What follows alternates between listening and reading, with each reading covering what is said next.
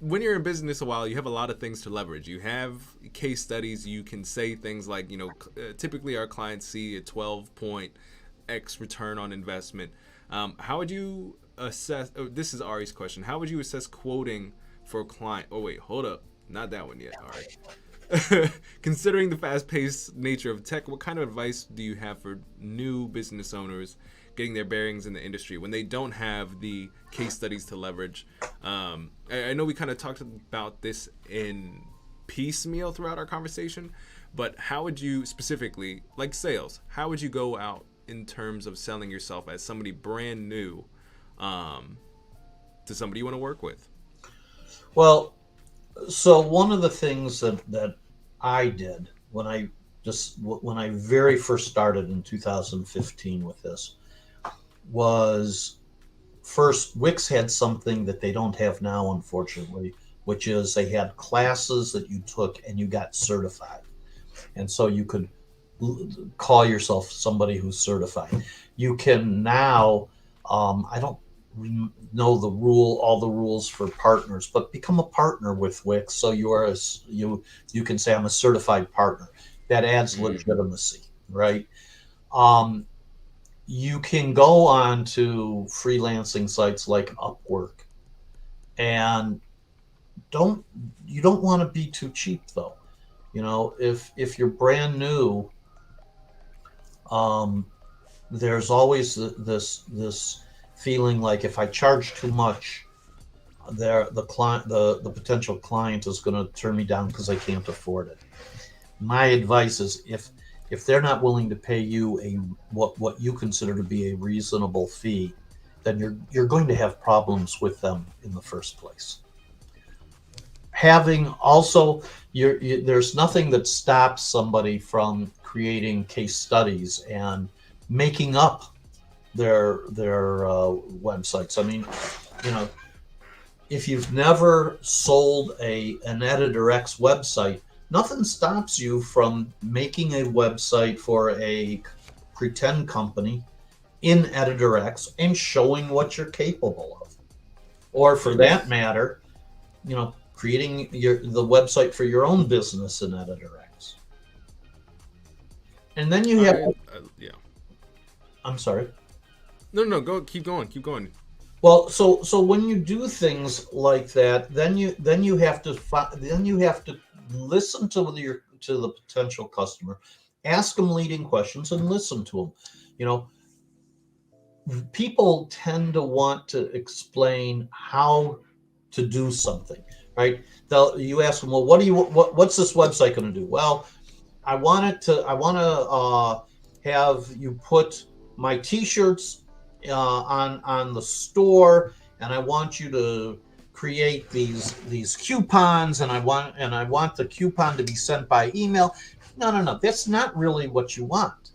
What you want is a marketing system to be able to market the products you have on, in your store.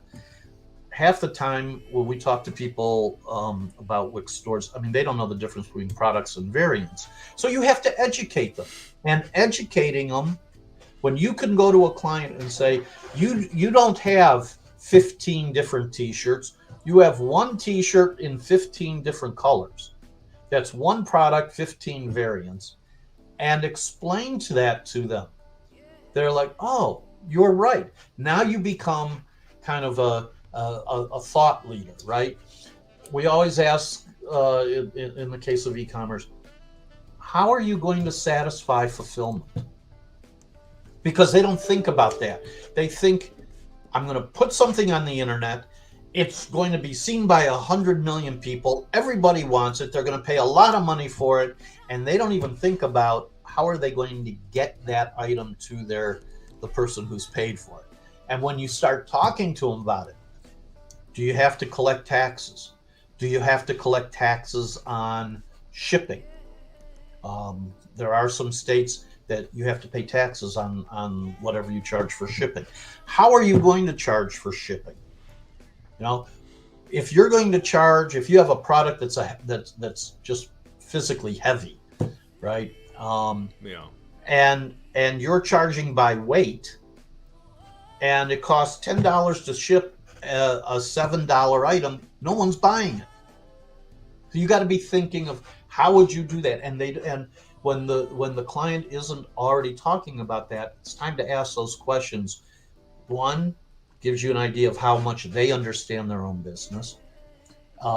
Two, gives you an idea of, or gives you the opportunity for them to see that you are an expert in this, that there is more to it than just making a pretty picture, that here are all the things that lay behind it, and you understand that.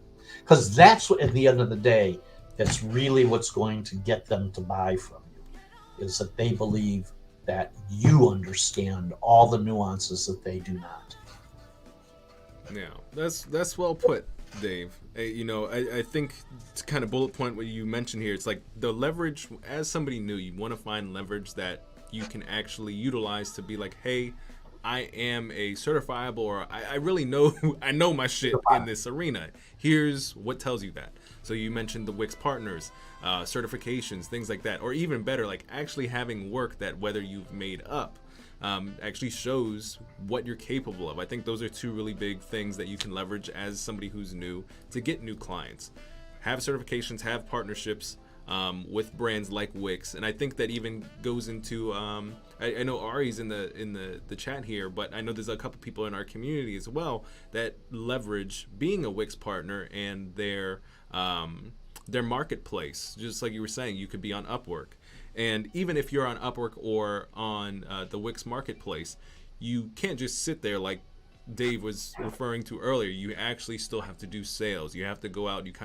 I know maybe the Wix marketplace gives you some leads, but you still have to make sure you are able to show those potential clients that you understand them, just like Dave was saying, by asking the right questions so that you can pull information out of these potential clients to basically understand their problem a little bit better. And then understanding the challenges or the problems that they're dealing with, you kind of reflect those with that new information you have. You basically say, so it sounds like you're dealing with X.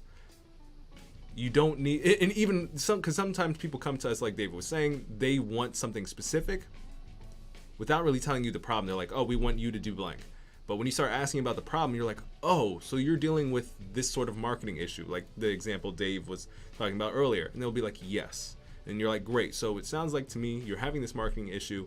In my experience, it actually would be to attain that goal, we might want to do blank, blank, and blank.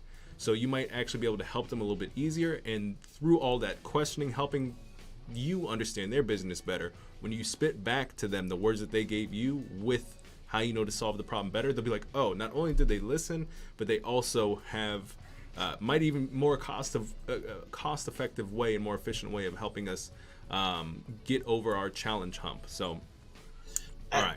And I might add that when the client sees you as the expert, Right. you don't have to be afraid to charge them the true value of what you're doing. It drives me nuts to see people say, oh, $300 websites. I mean, you cannot make a living off of that. Yeah.